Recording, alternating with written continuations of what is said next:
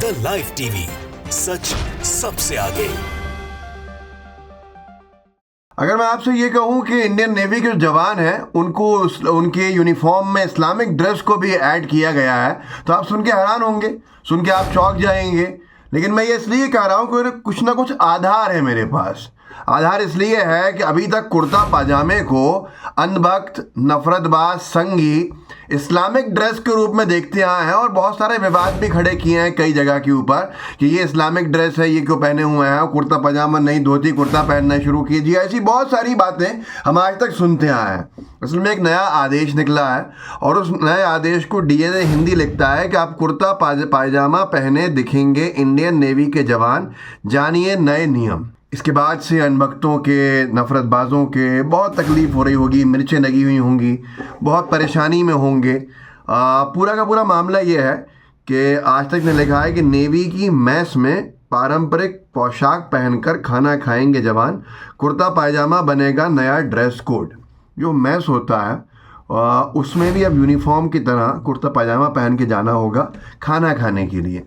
और इसको ये कह के लागू किया होगा कि भाई ये अंग्रेज़ों की निशानी है, इसको हटा रहे हैं, ये कर रहे हैं, वो कर रहे हैं। यूनिफॉर्म जो हमारी सेना का है वो कभी शायद आगे ये भी कहने लगें कि ये भी अंग्रेज़ों की निशानी है, इसको भी हटाना है। मुझे लगता है कि हमारे शायद गोल पोस्ट बहुत हटे हुए हैं कहीं ना कहीं इस सरकार के सत्ता में आने के बाद, इस पार्टी के। आज तक अनभक्तों को कई जगह पे देखा गया, यहाँ तक कि अधिकारियों को। एक अधिकारी उत्तर प्रदेश या बिहार में लखीसराय के जो डीएम साहब थे, कुछ वक्त पहले उनका एक वीडियो बड़ा वायरल हुआ था जिसमें वो एक शिक्षक को कुर्ता पजामा पहन के पढ़ाने पे डांट रहे थे, कार्रवाई करने की धौंस दे रहे थे। वीडियो भी डाला था विनोद कापड़ी साहब ने, पर किसी चैनल का है तो मैं इस्तेमाल नहीं करना चाहता यहाँ पे। पर विनोद कापड़ी साहब ने लिखा था, मैंने देखा इस वीडियो को, बड़ी बदतमीजी की थी डीएम साहब ने शिक्षक से कि अगर अब देखूंगा मैं कैसे तुम पढ़ाओगे, ये तक कह दिया था, एक कुर्ता पजामा पहन के आते हो। विनोद कापड़ी साहब ने लिखा था कि भारत में कुर्ता पायजामा पहनना कब से अपराध हो गया है, कुर्सी का इतना रौब गलत है, प्रधानाचार्य के साथ सरेआम बदतमीजी करने वाले कलेक्टर डीएम लखीमसराय संजय कुमार सिंह के खिलाफ कार्रवाई होनी चाहिए।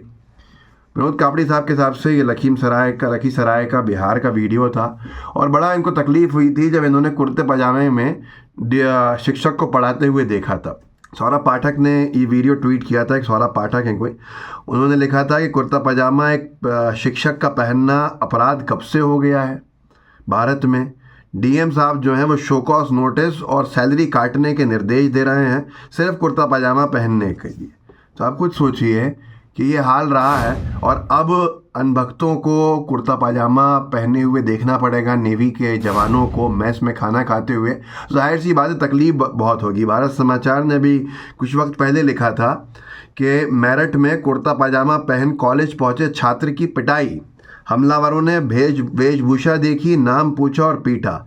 कॉलेज में परीक्षा देने गया था बीए का छात्र सुहेल, लाल कुर्ती के मेरठ कॉलेज में हुई घटना में केस दर्ज। फिर नीचे मेरठ पुलिस ने भी लिखा कि थाना लाल कुर्ती पर अभियोग पंजीकृत किया गया है, अग्रिम वैधानिक कार्यवाही की जा रही है।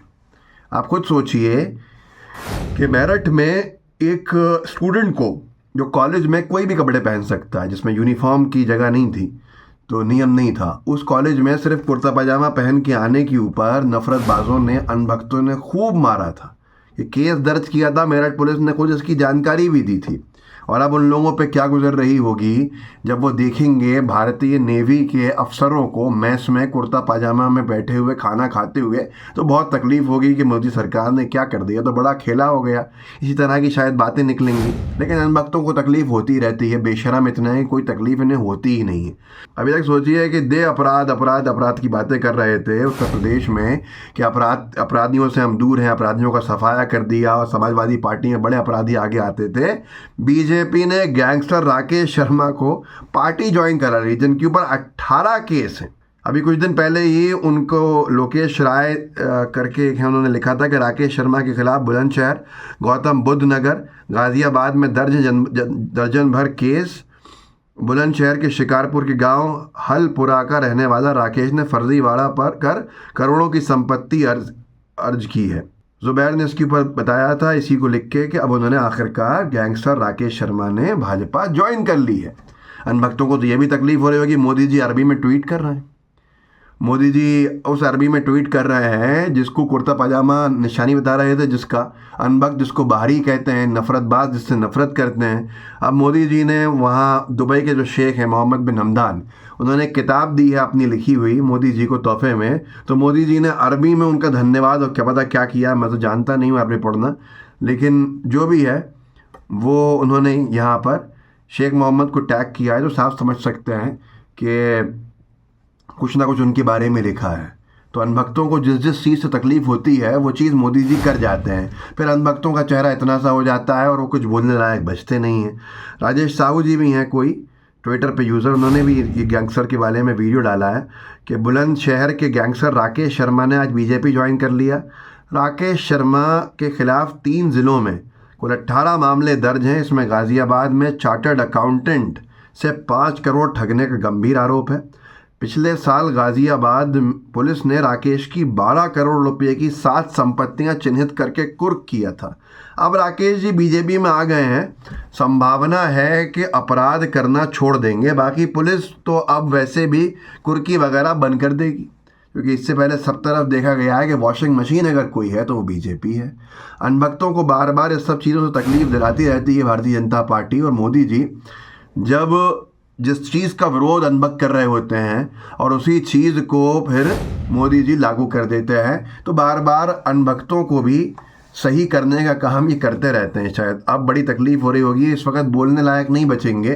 भाई मैं तो इतना पूछूंगा कि आप अगर ये कांग्रेस ने किया होता तो क्या नहीं कह रहे होते कि धोती कुर्ता कर दिया होता हमारे नेवी के जवानों का यूनिफॉर्म का हिस्सा मैस के लिए, कुर्ता पजामा ही क्यों? लेकिन क्योंकि बीजेपी की सरकार ने किया है तो एकदम मुंह में दही जमा रहेगा, एक लफ्ज़ भी नहीं बोलेंगे।